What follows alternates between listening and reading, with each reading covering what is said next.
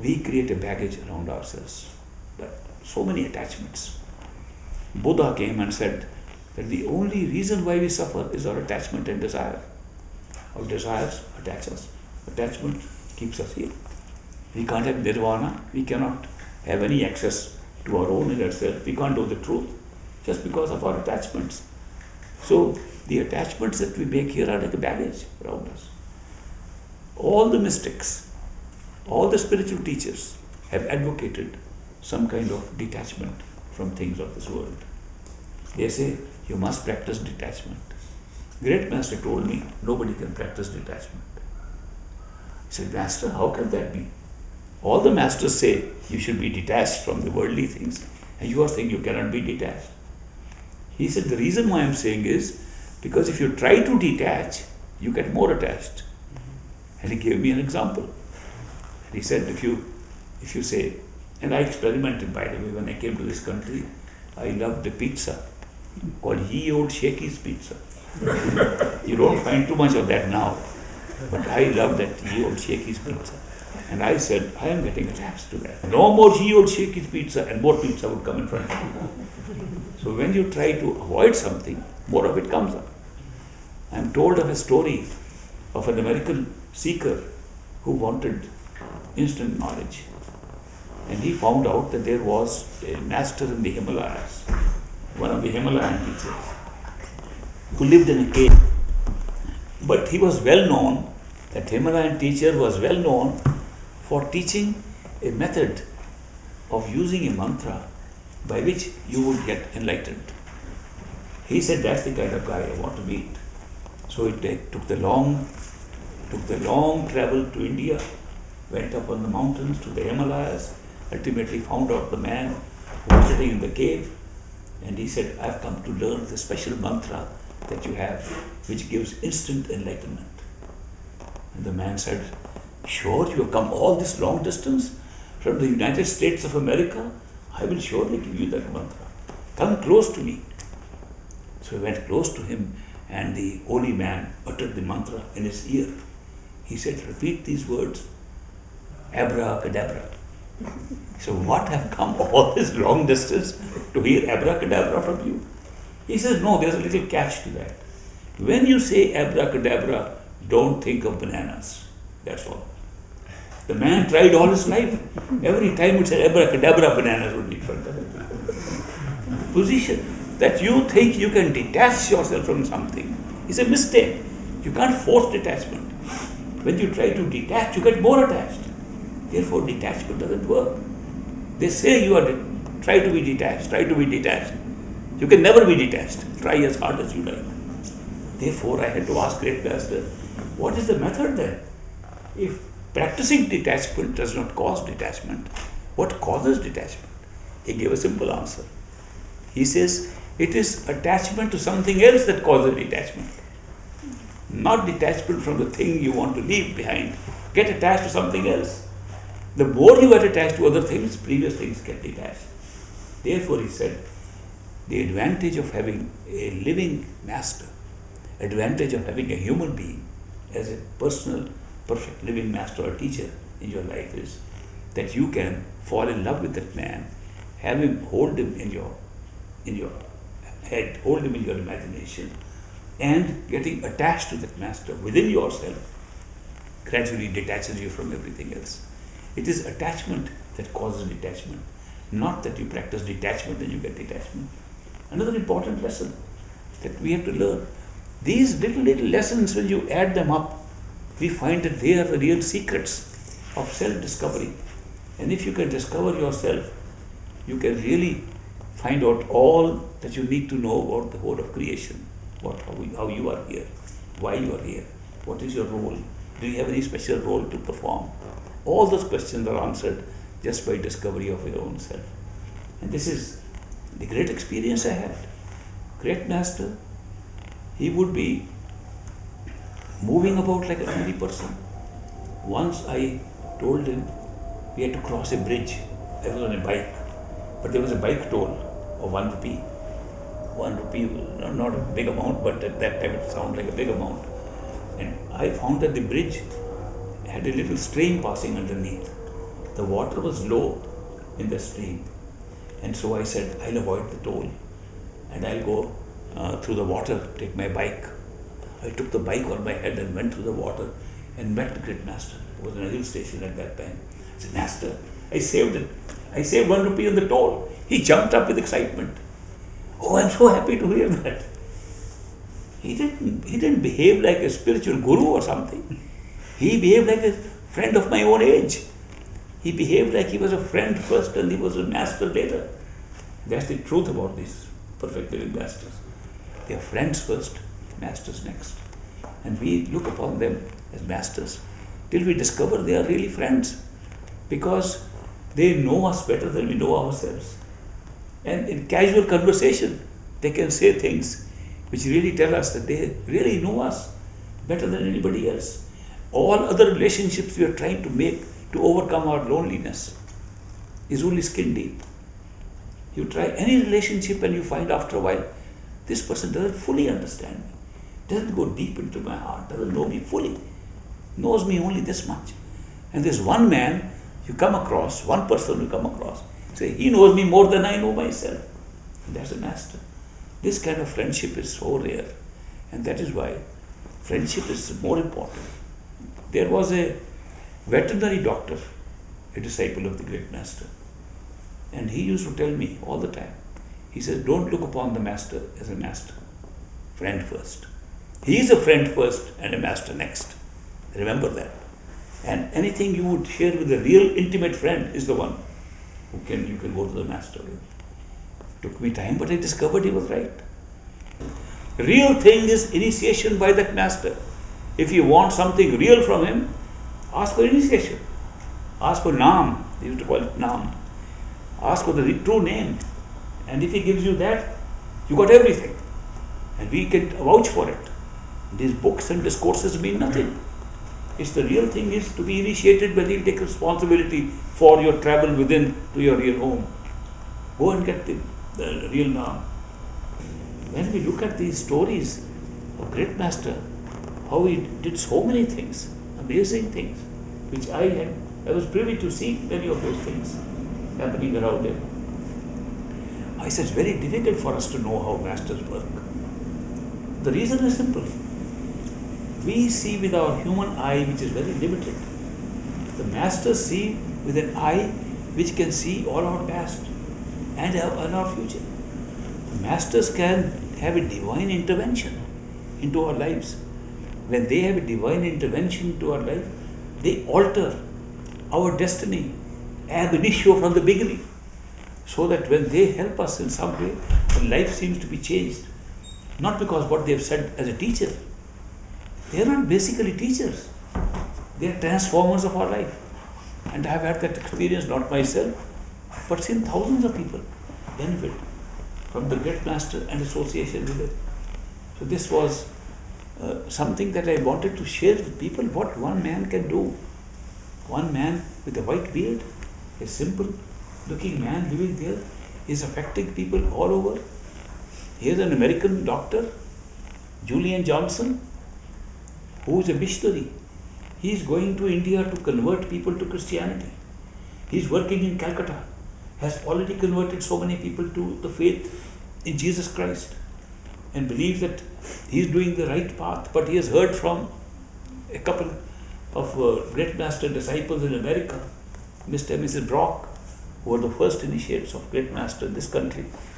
And he's heard from them that you must go and see the master. He is a perfect living master. You might even think when you see him that Jesus Christ has come again. You will feel like that. Just go and see him first. Look at him. And he was very keen to see him.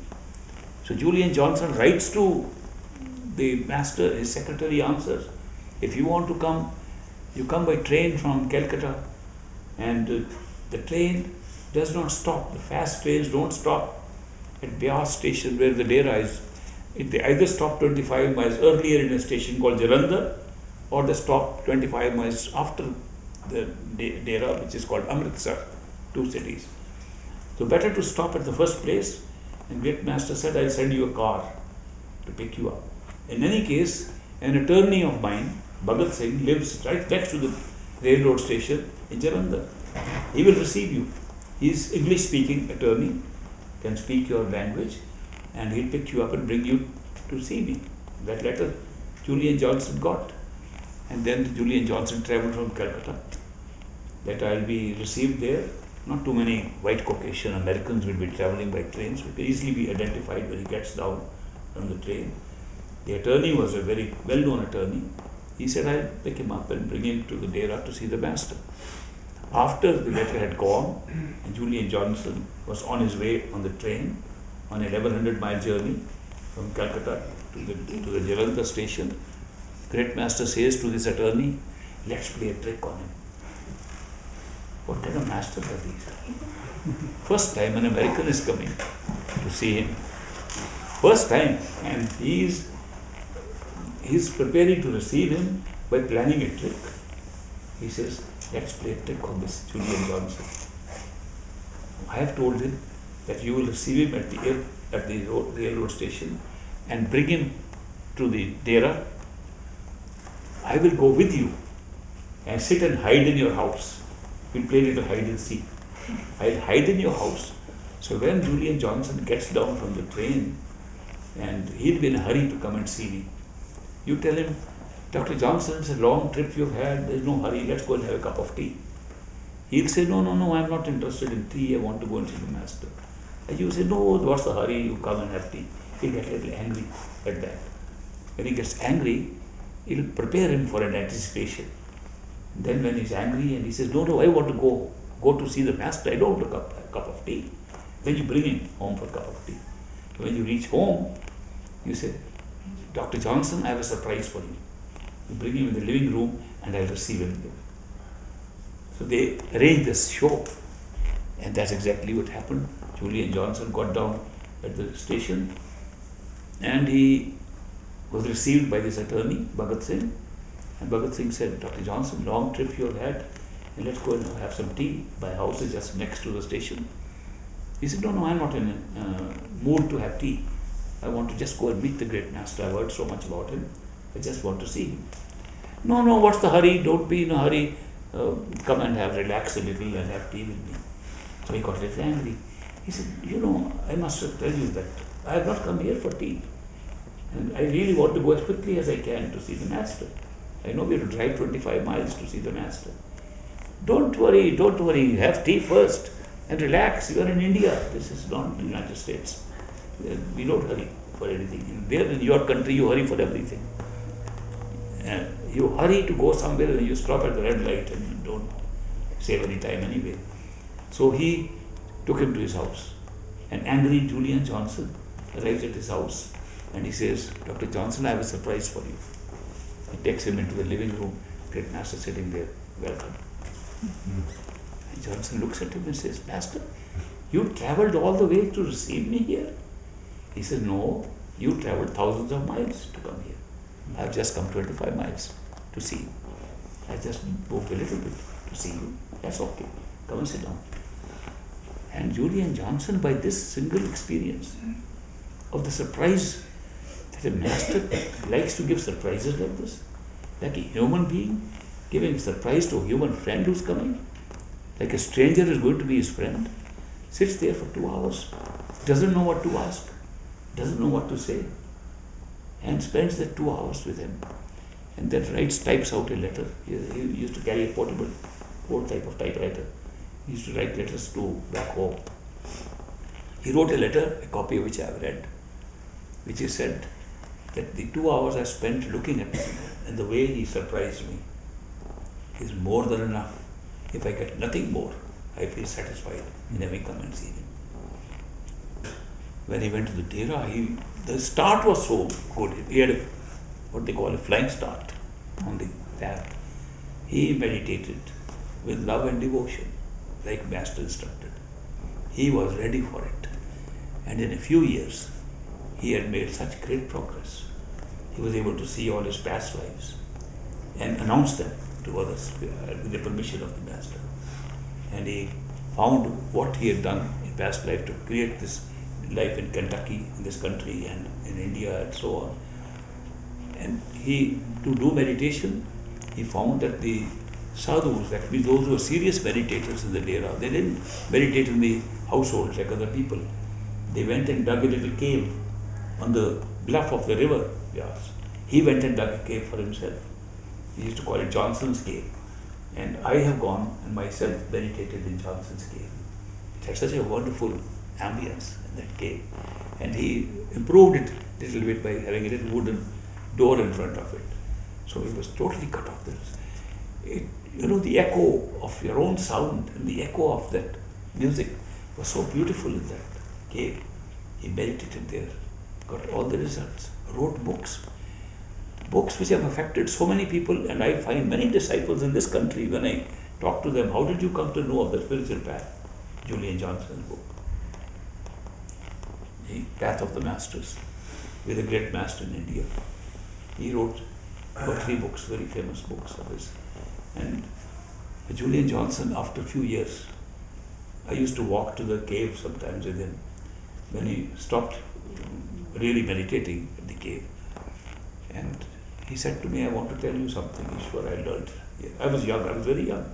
I was his young friend. I used to walk, but he liked me because I was initiated very young. So we could compare notes. He said, when I came to this country and I found this master, and I found he had miraculous powers, I would request him, my friend in America is having a problem, please help him. He would say, okay, I'll talk to my master, Baba Jamal Singh, he'll help him. Any problems anybody had, I would go to him and say, please help those people having a hard time in their life. He says, I now realize I was making a big mistake.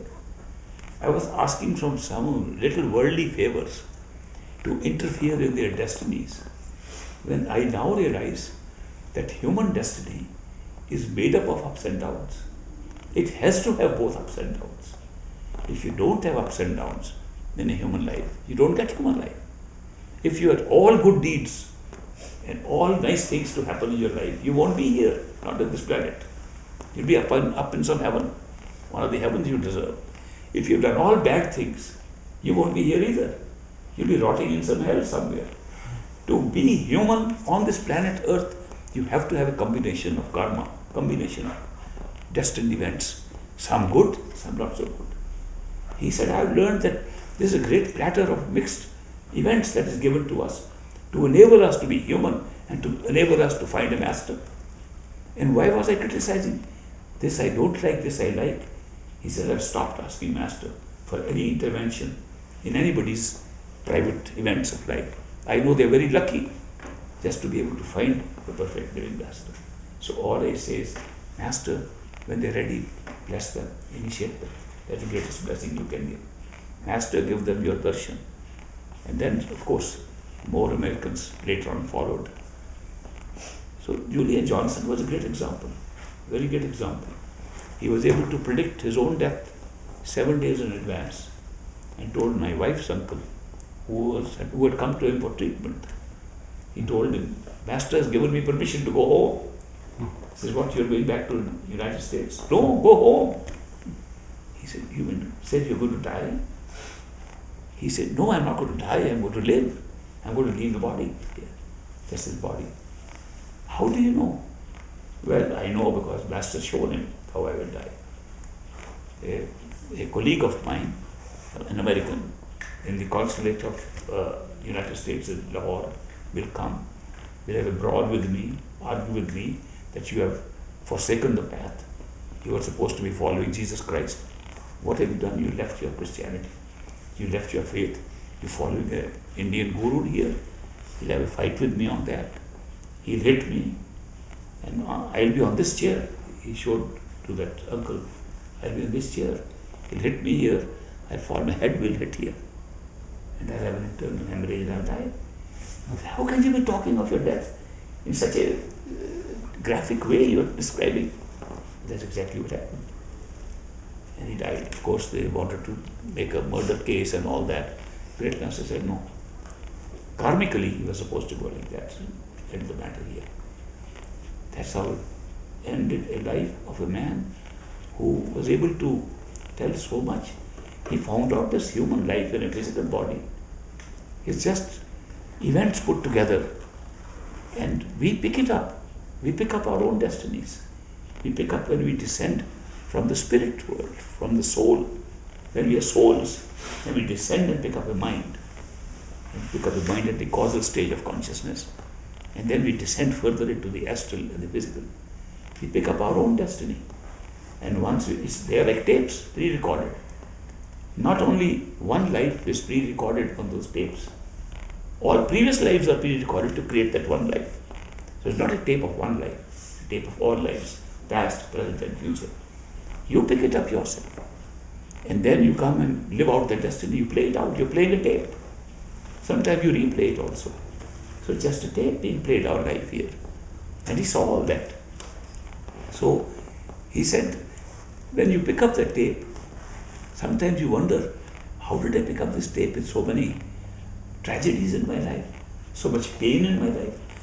Why would somebody pick up pain in his life? Then you see that at the other end, in this life, or next life, or third, fourth life, you're going to meet a master who takes you out of this whole thing, gives you true enlightenment. Worthwhile. I'll take the pain, I'll take this, because I see that in the very end, I'm going to get this experience. So it all becomes worthwhile when we pick up the tape and we play that life. We forget about this experience that's happened at a different level of consciousness. We come to the physical, we think this is the only reality. That's the wonderful way this creation has taken place.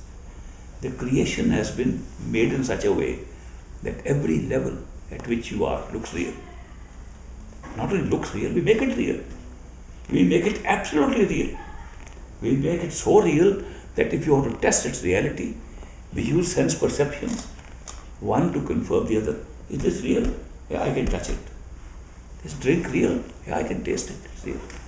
We use one sense perception against another and think that because the perceptions which are subjective are supporting each other, the objective world is real. We make it real. And we forget about all other levels of consciousness. At one time, we have only one reality, and that's why we make it. Some people say, this is all illusion. I used to say that too. When I didn't know how to express it properly, I said it's all illusion in the sense that the mind creates everything and creates into reality. Now we don't say it's illusion. I think the process of illusion has been used to create reality. There's no other reality. Let anybody show me any reality anywhere which is not caused by the same process of expansion, projection of consciousness. Anybody show, any level, not the physical level, every other level too. It's all projecting out of consciousness. But we are using the process of consciousness, you might as well call illusions that consciousness will create. But the illusion is not being used to create an illusion. The illusion is being used to create reality. And here we have this reality of the physical world where I'm talking to you. If I knew it's not real, why am I talking to shadow people? How would I be talking to you? Once Swami Vivekananda came to this country 110 years ago, and he spoke at the World Congress of Religions in Chicago.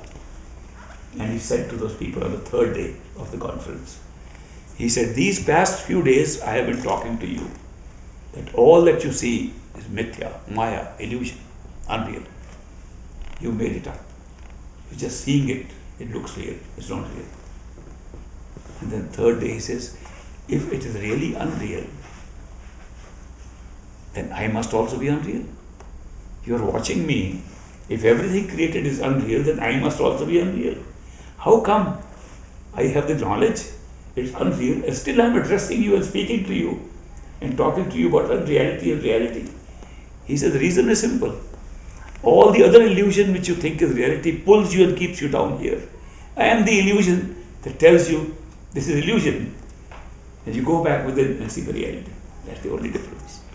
That the illusion within the illusion is working to wake us up to true reality. He made a very good point.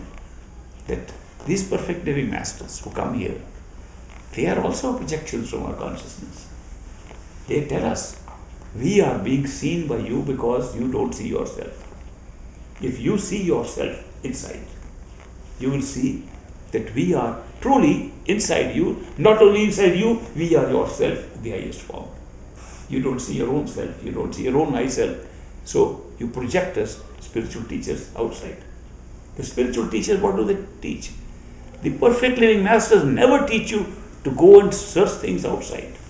They never say go on these pilgrimages, you'll find something. They say go within yourself. And what do they expect? When they say go within yourself, they say you'll find the true master inside yourself. The truth is, the true spiritual master is always within ourselves, never outside. We don't know how to access the true master, so we access outside. And they project and become outside. And how do they come into our life outside? Not by our seeking. You can never seek a perfect living master. They come by chance, coincidence, strange happenings, strange connections, strange ways of appearing. That's why in India they say, when the chela is ready, the guru appears. When a disciple is ready, the teacher will appear. They never say, when a disciple is ready, find a teacher. They don't even say that. Because when you try to find, the trying to find is always a mental activity. And the mind can be confused because these perfect living masters are like ordinary human beings, sometimes more ordinary than ordinary human beings. How can you ever find them? They are not displaying. If somebody is displaying public tricks, miracles on the street, he's trying to show off something, could not be perfect living master. Perfect living masters have not come to show you miracles. They come to show you some private miracles. You see the miracle, you tell your friend, I saw a miracle. They say, no, it's just a coincidence, not a miracle. It's not one that is for the street to see. So that is why it's almost impossible to say, I was able to go and find out and recognize a perfect living master. If somebody can claim to go and recognize a perfect living master, I will say he must himself be a perfect living master. Otherwise, how could you recognize? They are wearing they are wearing a disguise. They are disguised as totally ordinary human beings. In one of the scriptures I read, they are, what do they call them, the disguised people who perform in India? Yes. There are people in India, entertainers. They are entertainers who disguise themselves and come to the household. And if you can recognize who they are, you compliment them for the disguise they put on and give them $5. If you don't recognize them, they'll go away, come next day and say, give $50. Because our disguise fooled you. So sometimes they would come, Berupia. We call them Berupia. Berupia means putting on a disguise, not the real roop, not the real form. They make a disguise. So the Berupias come and they disguise themselves. And one day police inspector will come. I have a problem with you. You are going to be given a ticket for that. Officer, I never committed any offense. Oh yes, we have some record about it. I'll come to you tomorrow. He comes, $50. That was not a police officer at all. He was the entertainer. Sometimes he'll come like a little monk, Buddhist monk. We are going to the Himalayas for meditation. Can you give us some food? Yes, monk, have the food. Okay. Long live. May God bless you. You go away. Next day, $50. We were the monks. Something very strange happened with me, with these entertainers. I was going with my dad to a Hakim. Hakim means a medical practitioner who uses Greek methods, Unani method medicine. He used to live in a street just beyond the red light district of that town. You know what a red light district is? Where the prostitutes are. So we are walking to go and see this doctor, and a woman suddenly grabbed my hand. Oh, you are here again. I said, I have never seen you, please. And my dad says, no, young man, don't try to hide something. No, Dad, I've never been here, I've never seen her. This woman is trying to play a trick on me. Oh, don't you remember I saw you 3 days ago? And I said, no, don't try to deceive me and my dad. Oh, and I said, how could that woman do that to me? And I went to the doctor, came back. I said, they are very clever, these women, in that district of prostitutes. Next day, $50. that was a Berupia. Now, I'm telling you this story, Berupias, because in one scripture they say the perfect living masters are Berupias living amongst us.